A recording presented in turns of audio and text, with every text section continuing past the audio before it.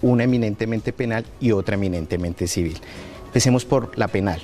La penal se deriva de una situación culposa en la mayoría de las ocasiones. ¿Esto qué implica?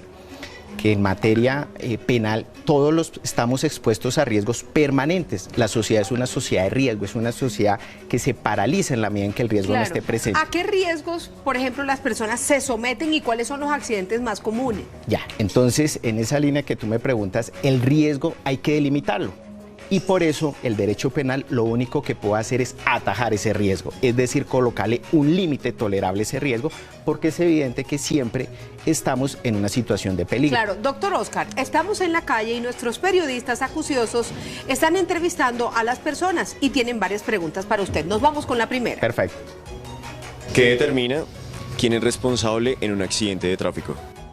Vale, en un accidente de tráfico la responsabilidad viene dada por el marco probatorio. Hay que determinar quién causó el accidente de tránsito, quién causó la lesión o quién causó eventualmente un homicidio culposo. En ese orden de ideas, conforme el marco probatorio, se podrá determinar y llegar a una conclusión quién es el obligado a resarcir, bien sea patrimonialmente o vía penal, los daños y perjuicios ocasionados. Oscar, es que a la gente lo que le preocupa es definitivamente quién es el que va a pagar. Por eso se dice que hay responsabilidad civil o penal. La responsabilidad civil es la deuda u obligación de pagar los daños ocasionados mediante el patrimonio propio o de un tercero. Se buscan amparar varios daños. En el derecho penal, ¿cuáles son los daños que se buscan resarcir? Claro, aquí hay que distinguir si la persona que causó la lesión está amparada en una póliza de seguro. La póliza de seguro amparará los eventuales riesgos civiles. Hubo un accidente, se partió, hubo una fractura, entonces el seguro paga. El seguro paga, pero el componente económico. Pero viene la parte penal y es que la persona hallada responsable de ese eventual homicidio culposo o esa eventual lesión tendrá una pena de prisión. Dios mío, entonces aquí cuando la cárcel aparece, nosotros tenemos la segunda pregunta para el doctor Oscar en esta mañana. ¿Puedo ser responsable si mi carro he chocado por detrás en un accidente? ¿Puedo ser responsable cuando mi carro me lo chocan por detrás? Depende de qué acontecer sucedió en ese caso específico. Por ejemplo, si fue una frenada brusca intempestiva, hay que verificar en qué condiciones se hizo. Pero la regla general es que el que frena y golpea por detrás, o sea, el que choca por detrás es el que tiene que necesariamente indemnizar. Mire usted, me golpearon por detrás y yo golpeé a un transeúnte o a una persona que iba en una motocicleta. Me encanta la pregunta. Aquí podemos responder de una forma muy sencilla. Hay que delimitar los ámbitos de responsabilidad. Es evidente que en el ejemplo que ustedes colocan hay una lesión, pero la pregunta es, ¿esa lesión es consecuencia directa de la persona que va conduciendo el vehículo o es consecuencia de la persona de atrás que choca?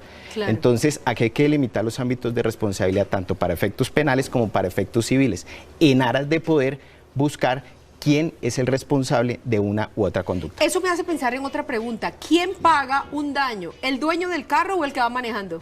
No, necesariamente en materia de responsabilidad está blindada por la solidaridad. El principio general es que el propietario del vehículo normalmente tiene seguros o pólizas que amparan los daños, pero aquí hay una responsabilidad solidaria entre el dueño del vehículo y la persona que finalmente produce el resultado. ¿Y qué tal que el dueño del vehículo diga, yo no voy a ser solidario porque yo no iba manejando, sencillamente se lo presté a mi primo, o mi primo lo cogió arbitrariamente? Claro, ese es un debate que se tiene que dar a nivel probatorio en una vía judicial, en el entendido en que la responsabilidad no es eminentemente objetiva. Es muy complicado, pero yo le tengo una tercera pregunta, doctor Oscar. Pregunta es, si yo voy en un transporte público y este se accidenta, ¿quién responde por mis lesiones? Eso me gusta. Es una muy buena pregunta. Volvemos a diferenciar. Si las lesiones implican un componente económico, un resarcimiento, unas medidas paliativas, una indemnización por temas eminentemente de salud, la regla general es que los vehículos automotores de servicio público necesariamente tienen pólizas. Respondería en ese evento la póliza. ¿Y si la póliza no responde? Tiene que responder tanto el titular del vehículo como la persona que lo iba conduciendo. Doctor, ¿qué tiene que hacer una persona que está involucrada en un accidente y hay ahí un occiso, hay ahí un muerto? La pregunta es bastante básica. El primer deber de cuidado es informar de manera inmediata a la autoridad judicial competente. En este caso sería la policía de tránsito. La primera gran recomendación es, ocurrido un accidente, no hacer absolutamente nada distinto de llamar a la policía y si hay en riesgo la vida o la integridad de una persona, actuar inmediatamente tendiente a protegerle su vida. Claro, hay muchas preguntas acerca de accidentes de tránsito y la responsabilidad. Tenemos la última pregunta, doctor Oscar. ¿Qué pasa si en un accidente de tránsito da positivo la prueba de alcoholemia?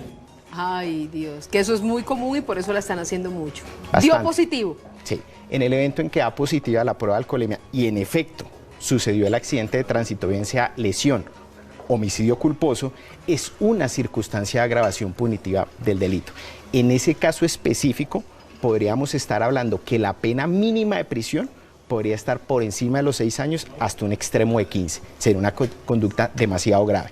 6 años o 15 años, pena privativa de la libertad, son las causas o la responsabilidad penal a las que nosotros nos vemos sometidos después de un accidente de tránsito donde nosotros mismos lo cometimos. Lamentablemente esto sucede y nosotros estamos en la tarea de prevenir. Agradecemos al doctor Oscar, quien nos acompañó en esta mañana. Con un aplauso lo despedimos, sin antes decirle, doctor, qué bueno haberlo tenido porque muchas preguntas acerca del tema. Mientras tanto, nosotros nos vamos con